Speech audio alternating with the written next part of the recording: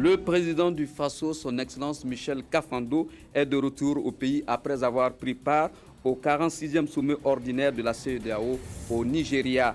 Un sommet qui s'est penché sur la mise en place du tarif extérieur commun et la révision des textes législatifs sur les mandats présidentiels. Le Conseil national de la transition s'organise pour affronter les défis de la transition. Le bureau du CNT et les 4 groupes parlementaires se sont rencontrés pour accorder leur violon. Et puis 2 partis politiques, le CDP et l'ADF-RDA, ainsi que la FEDA-BC ont été suspendus. Dans ce journal, des éclairages sur ces suspensions. Mesdames, Mesdemoiselles et Messieurs, bonsoir. Merci de suivre le 20h sur la télévision nationale du Burkina Faso. Le 46e sommet ordinaire de la CEDEAO s'est achevé hier à Abuja, au Nigeria, avec la mise en place du tarif extérieur commun. Les chefs d'État ont pris d'autres mesures avec la révision des textes juridiques pour prendre en compte les mandats présidentiels. Le reportage est signé Jean Zongo, Simon Gongo.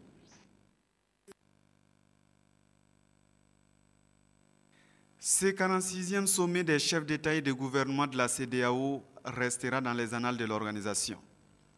L'on retiendra que c'est cette conférence qui a lancé le tarif extérieur commun. Il débute le 1er janvier 2015 dans les 15 pays. Un code communautaire douanier viendra aider sa mise en œuvre. La conférence réaffirme son engagement pour la mise en œuvre de cet instrument incontournable pour la consolidation du marché commun. Elle charge le président de la Commission de prendre toutes les mesures nécessaires pour non seulement accompagner les États membres dans l'application uniforme du tarif extérieur commun et des mesures complémentaires de protection, mais aussi créer des canaux appropriés d'arbitrage. Le sommet exhorte tous les États membres à respecter intégralement le schéma de libéralisation des échanges de la CEDEAO, en renouvelant son engagement pour la libre circulation des personnes et des biens.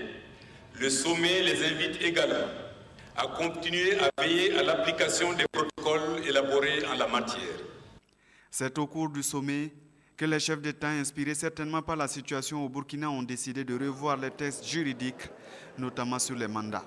Les chefs d'État et de gouvernement conviennent de la nécessité de la révision des textes juridiques en vigueur, notamment le mécanisme de prévention, de gestion, de règlement des conflits, de maintien de la paix et de la sécurité, et le protocole additionnel sur la démocratie et la bonne gouvernance, afin de refléter les meilleures pratiques en ce qui concerne les mandats présidentiels. À cet égard, les chefs d'État et de gouvernement demandent à la Commission de mettre en place un comité spécial chargé de revoir les textes juridiques précités et de leur soumettre un rapport sur la question au cours de leur prochaine session ordinaire. Pour ce qui est du Burkina, la conférence prévoit une rencontre en janvier prochain pour suivre de près le processus électoral. Mais elle demande à la transition de travailler dans l'inclusion et surtout de respecter la charte et la constitution. D'Abuja, les chefs d'État décident d'accélérer la carte d'identité biométrique de la CEDEAO pour éviter les tracasseries routières. Au reste, les chefs d'État demandent l'union des forces contre Ebola, le terrorisme avec Boko Haram au Nigeria. La conférence encourage vivement la tenue en janvier 2015 de la première réunion du groupe international de suivi et de soutien de la transition au Burkina Faso, tout en invitant la communauté internationale à adhérer à l'initiative du groupe international et à la soutenir.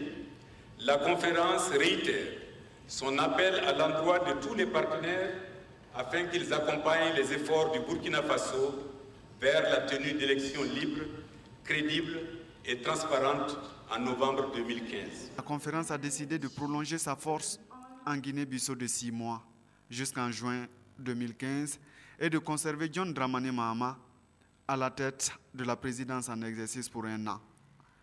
Le prochain sommet ordinaire est prévu pour le 28 mai 2015 à Abuja. Et puis, les chefs d'État de la CEDEAO prévoient une rencontre à Ouagadougou pour suivre le processus électoral. Sur la question du calendrier électoral et l'avenir des chefs d'État dans notre pays, le président Michel Kafando s'exprime au micro de Jean Zongo et de Simon Gongo. L'ensemble des chefs d'État nous ont promis toujours leur aide à tout moment. Alors, ils vont même bientôt venir à Ouagadougou autour du 14 janvier pour voir avec nous si on a pu, justement pour l'objectif des élections, arrêter un certain timing. Bon, ce à quoi d'ailleurs nous allons nous atteler dès que je vais rentrer. Nous aurons nos premières réunions avec la CENI dès maintenant, début janvier. Et je pense que lorsqu'ils viendront, le groupe de contact, nous serons à même de proposer, ne serait-ce que de façon assez, si vous voulez, brute, un programme. Et il y aura aussi peut-être un mini-sommet des chefs d'État qui sont impliqués dans la recherche de solutions dans le cadre du groupe de contact des chefs d'État, présidé par le président Macky Sall, immédiatement après cette réunion ministérielle du groupe de contact. Au total, vraiment, c'est la satisfaction de voir que nous sommes supportés, que nous sommes aidés. Et tous les chefs d'État, vraiment, nous ont demandé simplement d'aller de l'avant et de faire en sorte que la transition réussisse parce que, comme tout le monde le sait, c'est une expérience pilote, comme si on peut le dire. Et puis en marge de ce 46e sommet, le président du Faso, Michel Kafando, a rencontré les présidents Alassane Dramane Ouattara de la Côte d'Ivoire et John Dramani Mahama du Ghana. Avec ces deux chefs d'État, il a été question de sécurité et de relations entre les différents pays. Reportage Jean Zongo, Simon Congo. Les présidents Alassane Ouattara et Michel Kafando se sont vus juste avant l'ouverture du sommet. Les deux, selon le président burkinabé, ont parlé des liens entre les deux pays. Et nous venons juste de nous voir pour réaffirmer l'amitié et la fraternité entre les deux pays et aussi la compréhension de nos problèmes mutuels. Et je crois l'essentiel de ce que je peux vous dire de la rencontre que je viens d'avoir avec le président Ouattara ce matin. Et en tout cas, je suis satisfait parce que c'est une réunion, c'est une rencontre qui nous a donné véritablement le sentiment que nous pouvons poursuivre ensemble la Côte d'Ivoire et le Burkina Faso dans le sens du développement de nos pays et de la compréhension mutuelle entre nos deux peuples. À la fin du sommet, Michel Kafando a aussi été reçu par le président ghanéen John Dramani Mahama, président en exercice de la CEDEAO. À Ouagadougou, le président du Conseil national de la transition, Chérif Sy, a rencontré ce matin les membres du bureau du CNT. Au menu des échanges, l'examen des questions en instance comme l'incendie du siège de l'Assemblée nationale et les engagements non exécutés de cette Assemblée. Il a aussi été question de la feuille de route du CNT pour répondre aux attentes du peuple. On écoute au micro de Moumouni Soubeiga, le président du Conseil national de la transition, Chérif Sy. Il était de bon ton que le bureau puisse se rencontrer, échanger sur les questions en instance, mais aussi programmer le travail que nous avons à faire, comment l'aborder, et quelles doivent être nos priorités. L'ancienne législature a quand même laissé un certain nombre de dossiers qui étaient en essence, qui vont du règlement de simples factures qu'ils avaient avec différents prestataires, mais aussi des questions d'actualité, comme la question de l'Assemblée nationale elle-même qui a pris feu. Ce que les assurances disent par rapport à cela, etc. Donc voilà autant de dossiers en instance que nous avons passés en revue et que nous avons repartis aux différents membres pour qu'ils les étudient avec l'aide des fonctionnaires qui sont ici.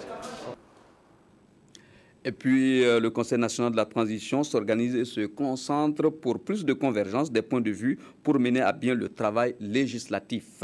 Ce matin, le bureau du CNT et les 4 groupes parlementaires du Conseil national de la transition ont tenu leur première rencontre dans ce sens. C'est un reportage signé Karim Patrick Namwano. 4 groupes parlementaires aux dénominations différentes. Société civile, forces de défense et de sécurité, Alliance pour la République et la démocratie, et enfin liberté, démocratie, justice, mais l'engagement, lui, est commun.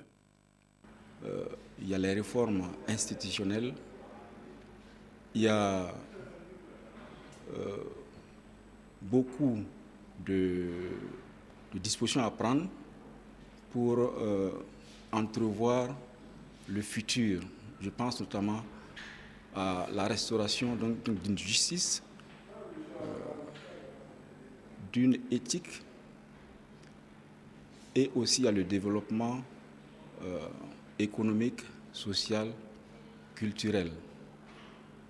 La concertation préalable pour une convergence des décisions et des actions est le sens de cette rencontre entre le bureau du Conseil national de la transition et les représentants des 4 groupes parlementaires. Les attentes du peuple sont connues, l'engagement des membres du CNT est manifeste, restent les actions. Et puis, depuis hier, l'ADF-RDA, le CDP et la FEDA-BC, la Fédération associative pour la paix et le progrès avec Blaise Compaoré, sont sous le coup d'une suspension. La décision est intervenue sous la forme d'arrêté de suspension prise par le ministère en charge de l'administration du territoire.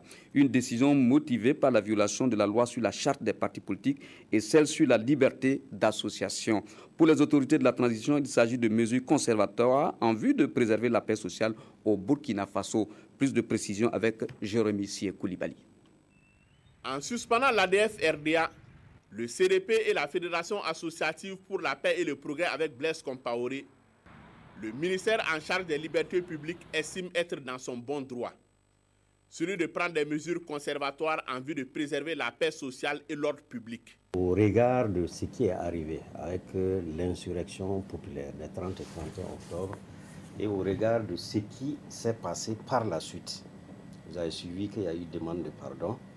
Nous pensons que par rapport à la préservation de la paix sociale et de l'ordre public, le ministère devait agir. Et pour agir, nous avons besoin d'un certain nombre d'éléments qu'on a dû regrouper. Vous avez suivi un moment, les responsables de ces partis ont quand même été entendus par des services de sécurité et tout.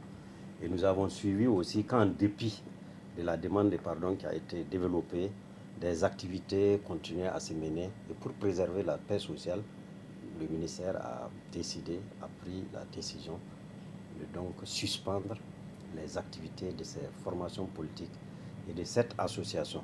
Les griefs à l'encontre de l'Alliance pour la démocratie et la fédération et du Congrès pour la démocratie et le progrès portent sur une incitation à la haine et à la violence. Des attitudes qui tombent sous le coup de la loi portant charte des partis politiques.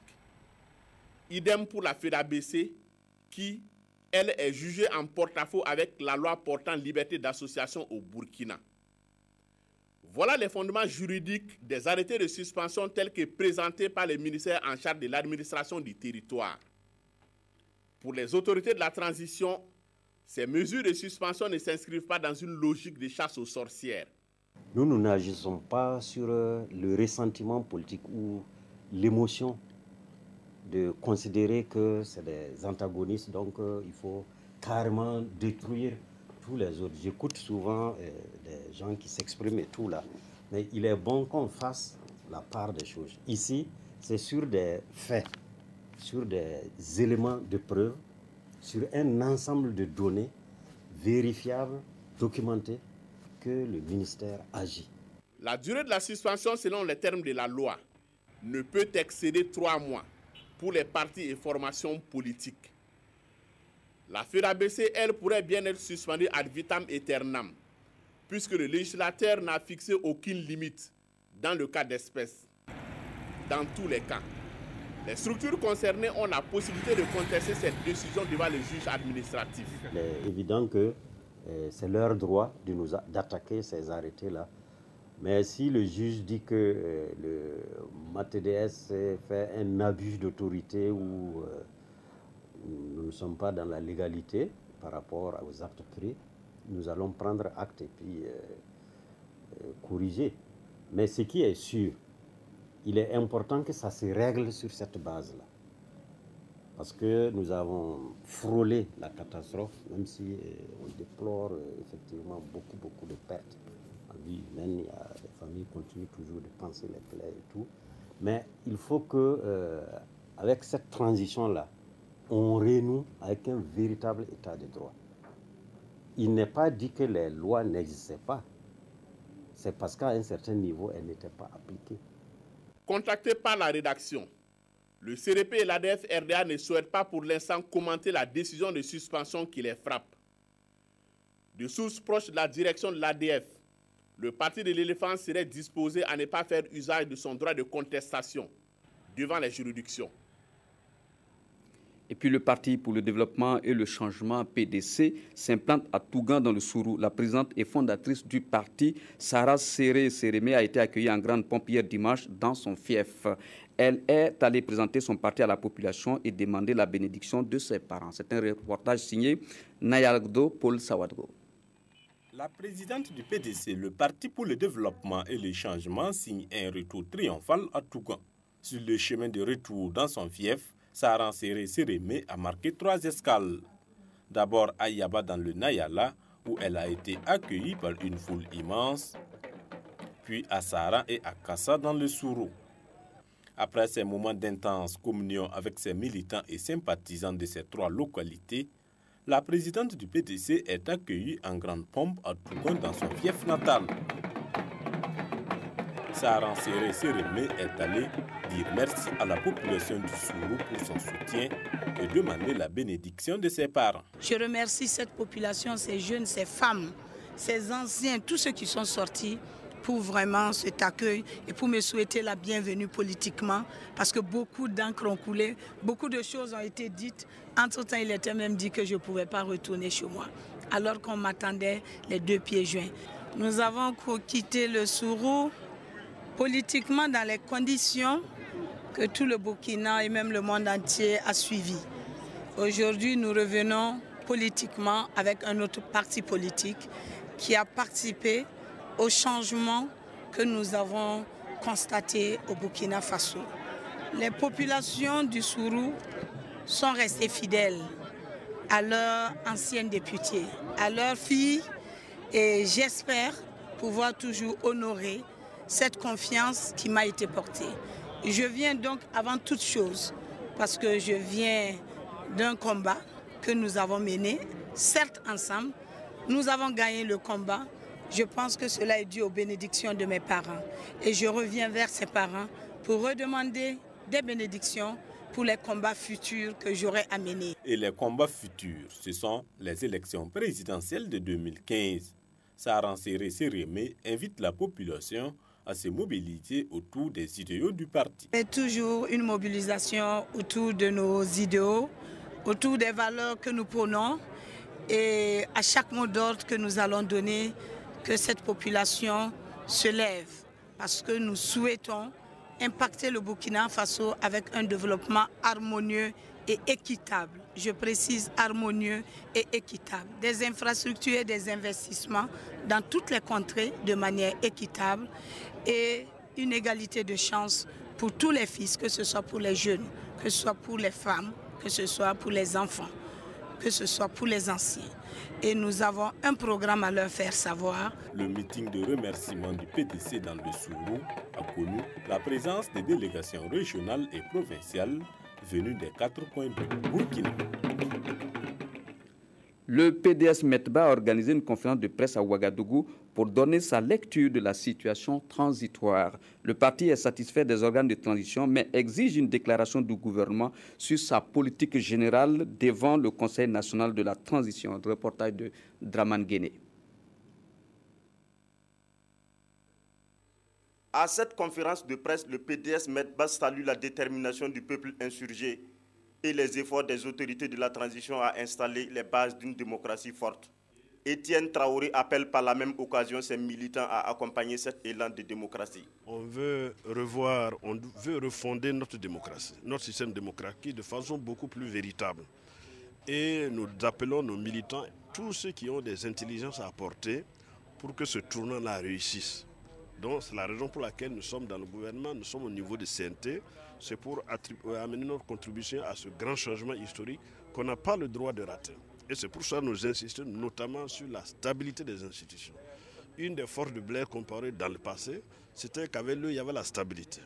Il ne faut pas que dès qu'il n'est pas là, on est en train de se battre comme des chiffonniers avec une assemblée ingouvernable. Ça, c'est notre souci. On va amener notre contribution, mais pour qu'il y ait la transparence des élections, que celui qui a gagné vraiment ait gagné. Et deuxièmement, que ça introduise la stabilité. Transparence et stabilité au Burkina Faso. Et pour y parvenir, Étienne Traoré exige du gouvernement de la transition l'élaboration d'une déclaration de politique générale afin de canaliser ses actions.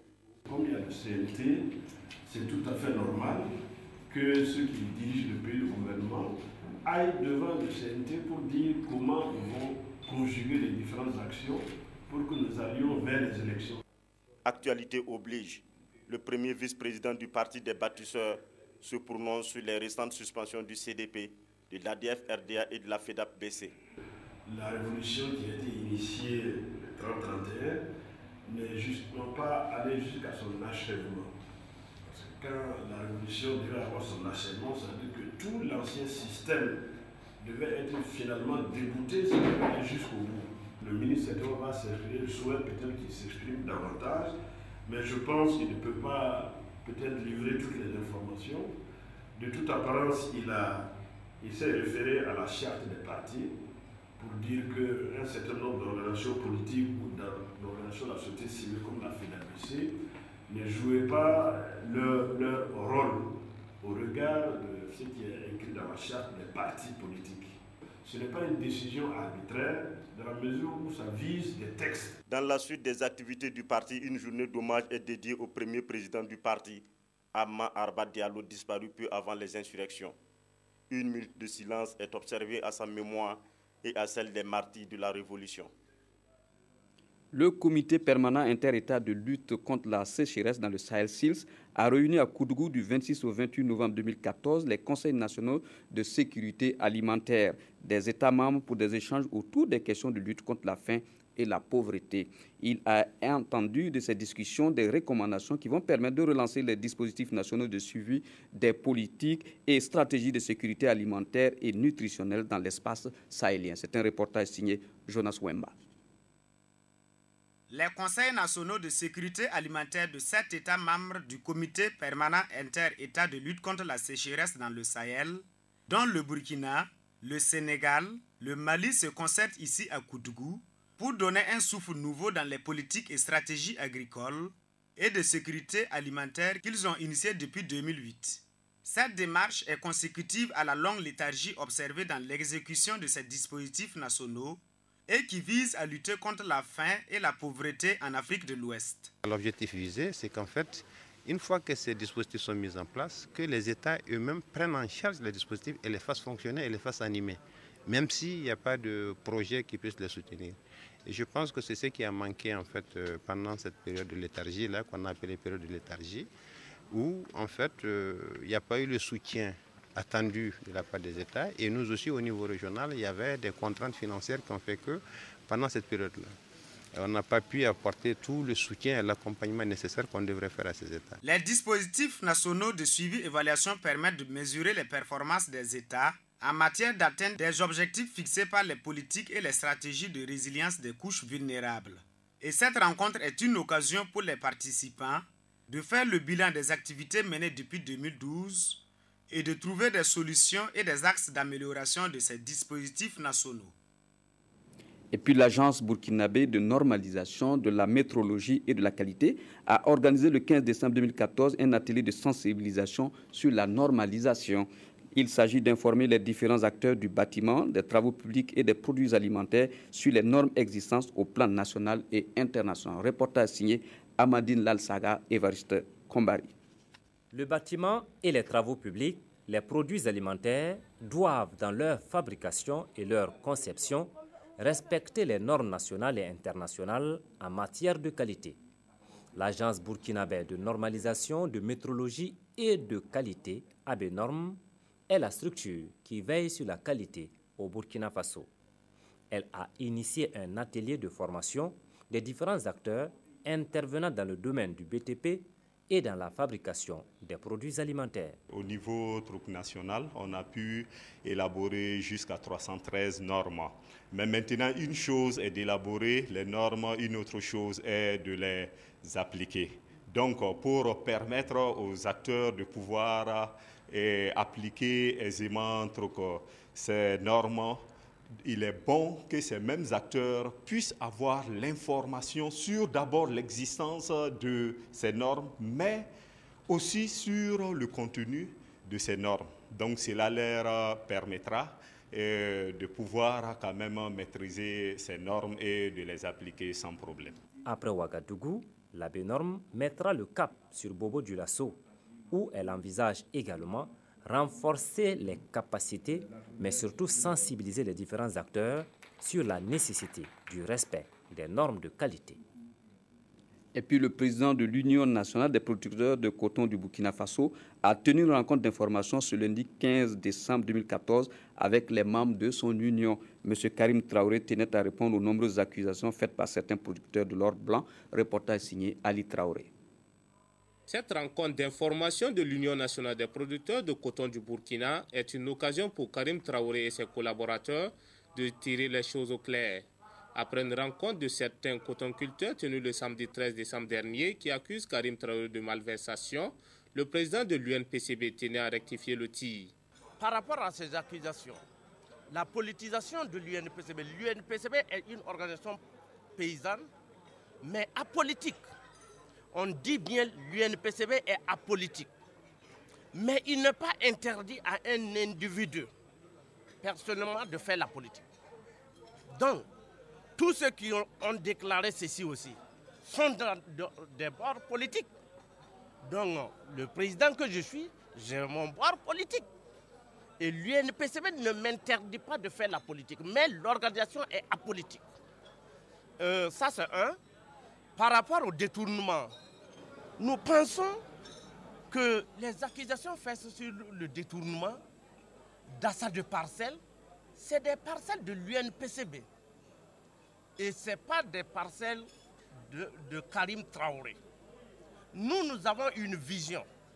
Et l'Assemblée générale de l'UNPCB passée le 24, tous ces problèmes d'achat parcelles, de vente de véhicules ont été dits à l'Assemblée et l'Assemblée nous a adopté et nous a donné mandat. Selon Karim Traoré, ces accusations sont un frein à la bonne marche de la structure. Je pense que il ne faut pas profiter, même aujourd'hui, l'État burkinabé est toujours régi par des lois et est dirigé par des autorités qui suivent des règles et l'administration est une continuité.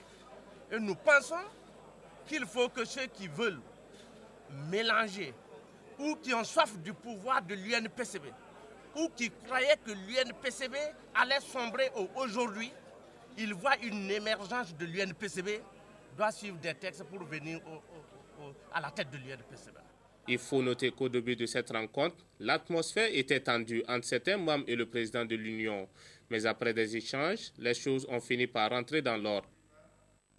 Le secteur du coton toujours pour dire que mettre en synergie des actions pour propulser une nouvelle dynamique de la production du coton bio, c'est un des objectifs du projet de développement du coton équitable et bio-équitable. Un projet dont la maîtrise d'ouvrage est l'association des producteurs du coton africain qui veut, à travers les résultats de la recherche, résoudre les problèmes de production du coton biologique au niveau des producteurs. Ce matin, le comité d'orientation et de suivi du projet s'est réuni à Ouagadougou pour faire le bilan du projet. Reportage signé Olopoda.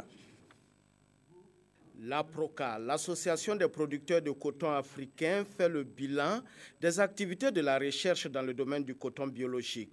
3 ans après la mise en œuvre de son projet de développement du coton équitable et bioéquitable en Afrique de l'Ouest et du Centre, le comité d'orientation et de suivi se penche sur les actions de la recherche entreprise au profit des producteurs. Aujourd'hui, c'est la 3e réunion d'envergure.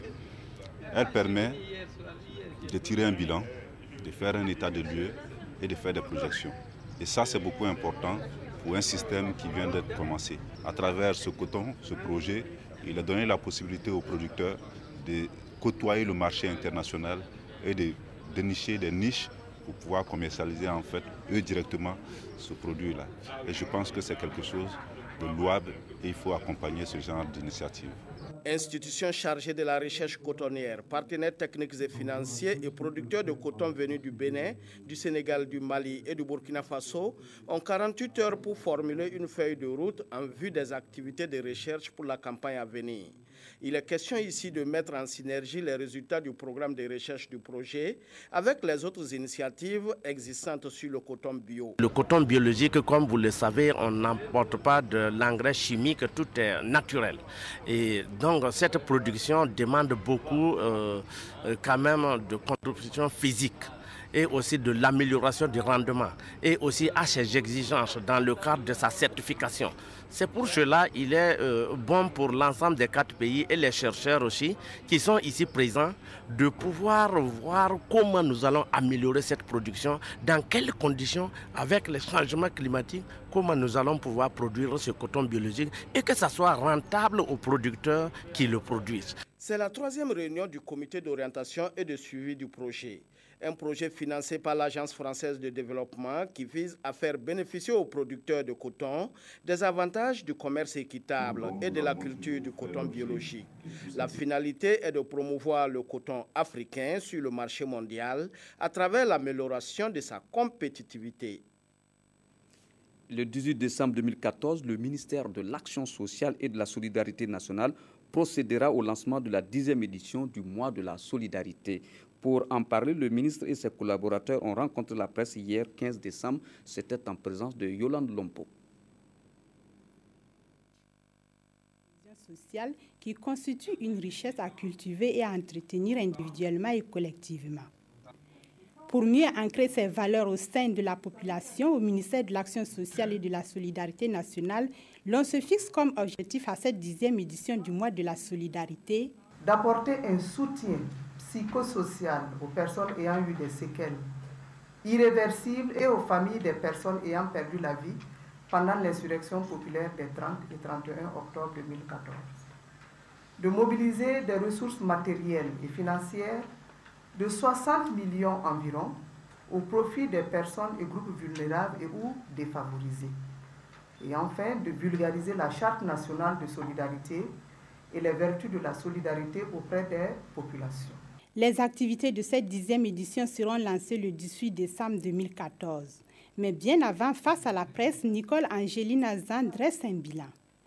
Plus de 50 millions de francs CFA ont été collectés au cours de l'édition précédente et répartis entre les 3 secteurs que sont la santé, l'éducation et la promotion socio-économique. Le thème retenu pour cette édition est donc « Solidarité et promotion de la cohésion sociale au Burkina Faso ». Ce thème se justifie en ce que la solidarité au sein et entre les communautés permet de réduire les déficits sociaux, de rétablir l'équité et la justice sociale, toutes choses qui contribuent à l'apaisement du climat et de la cohésion sociale. Afin que les personnes vulnérables retrouvent un peu de leur dignité, Burkinabés et amis du Burkina Faso sont appelés à contribution. Et puis nommé le 9 décembre dernier, M. Jean-Claude Dioma, le nouveau ministre de la Culture et du Tourisme, a été officiellement installé ce jour. Il a été demandé au ministre Dioma de faire preuve de droiture, de probité et de fermeté pour relancer les défis de la transition en matière de culture et de tourisme. Le reportage est signé Ernest Kambiré. Nommé le 9 décembre dernier en remplacement de Adama Sagnon, démissionnaire, Jean-Claude Dioma, le nouveau ministre de la Culture et du Tourisme, a été officiellement installé ce jour par le secrétaire général du gouvernement et du Conseil des ministres.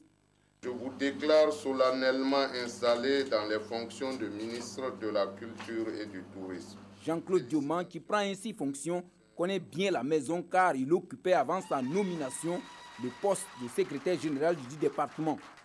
C'est donc un homme du sérail et au parfum des différents chantiers en cours qui va participer à relever les défis de la transition en matière de culture et du tourisme. Je remercie les autorités parce que le choix est porté sur moi. Et les acteurs ont voulu un homme de culture, ça c'est de leur droit. Ils avaient le droit donc de manifester, de dire quelles étaient leurs attentes. Ça c'est leur droit. Moi, je ne suis qu'un serviteur, n'est-ce pas, de l'État burkinabé, de mon pays. Et si le choix est porté sur ma personne, et que se trouve que par hasard, je suis un homme donc, issu du milieu, c'est tant mieux. C'est un gros défi à relever et je crois que moi, ma vision s'arrête là. Nous avons de grands chantiers qui sont en cours. C'est notamment le FESACO déjà. Il va falloir continuer à préparer l'arrache-pied. Et ensuite, il y a des chantiers tels que la mise en œuvre du statut de l'artiste. Nous avons également des chantiers dans le cadre de la création des fonds pour permettre, n'est-ce pas, à la culture et au tourisme d'être nettement mieux financés. Les attentes sont donc multiformes et le nouveau ministre de la Culture devra, pour réussir sa mission, manager le monde de la culture, des arts et le secteur du tourisme avec droiture, probité et fermeté au cours des 12 prochains mois. L'association Kino et l'ISIS-SK, avec le soutien de l'OIF, organise un atelier national de formation au montage numérique sur le logiciel libre Cinelera au profit de 12 stagiaires nationaux. Cette formation va permettre aux stagiaires de s'approprier le logiciel de montage Cinelera pour créer de nouvelles perspectives pour l'avenir du cinéma africain à travers le numérique. Compte rendu de ce reportage, Nathalie Sawadgo, Nabaloum. L'Institut supérieur de l'image et du son et l'association Kino forment leurs stagiaires à l'utilisation du logiciel de montage Cinelera. On va faire connaître et découvrir qu'est-ce que c'est que Cinelera, qui est un logiciel libre, compétitif sur le plan, on peut dire, quand on le prend par rapport à Final Cut et par rapport à d'autres logiciels très connus sur des logiciels propriétaires.